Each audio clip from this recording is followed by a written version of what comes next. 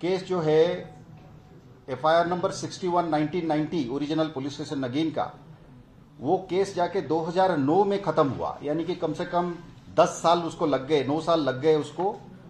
TADA court में जब conviction हुई, आयुब डार को लाइफ सेंटेंस हो गया। और बाकी 4 जो थे वो जब ट्रायल में गए तो वो 4 लोग भगोड़े थे, दे वर ऑल अब्सकंडिंग।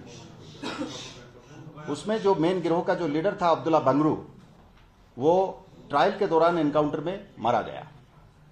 यानी कि एक्चुअली 4 लोग जो है इंग्लिश में जैसे कहते हैं कि they were on the run. So Abdullah Bangroo, who was found to be the leader of the team, he was killed in an encounter. Subsequently Rehman Shigan करके एक और अक्यूज्ड था, वो भी मारा गया एनकाउंटर में। उसके बाद 2 बंदे जो है वो भागने में कामयाब रहे। उनका नाम है जावेद भट्ट और आयुब भट्ट। जावेद भट्ट जो हैं, अजमल खान है उनका code name, late Habibullah Bhatt, resident of Solinawala. दूसरा जो है वो जोहर अहमद भट्ट, कोड बिलाल, और ये लेट मोहम्मद रमजान भट्ट के बेटे हैं, ये भी बटमलू के रहने वाले। पहले वाले जो है वो नटीपुरा श्रीनगर के हैं। अब जैसे टिपिकली कहते हैं कि long arms of the law, 30-32 साल के बाद उनका वो बीच में पाकिस्तान भाग गए, फिर नेपाल भाग गए। नेपाल में पोखरा में काफी दिन छिपके रहे इधर उधर।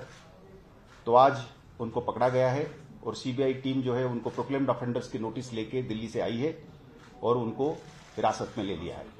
अब वो they will face the trial. 5 में से 2 ऑलरेडी गुजर चुके हैं, एक जेल में है, लाइफ सेंटेंस काट रहा है। जिसकी लाइफ सेंटेंस को उसने चैलेंज किया था सुप्रीम कोर्ट में, सुप्रीम कोर्ट ने भी उसको अपहोल्ड करा है।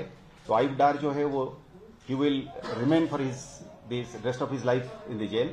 अभी बाकी जो ये दोनों पकड़े गए हैं, जो भगोड़े थे, जो अब्सकंडर थे, अब वो ट्रायल फेस करेंगे। इसके साथ मीरवाइज साहब की कत्ल का जो है सभी अक्यूज्ड जो है वो they will be brought to justice as they say in English.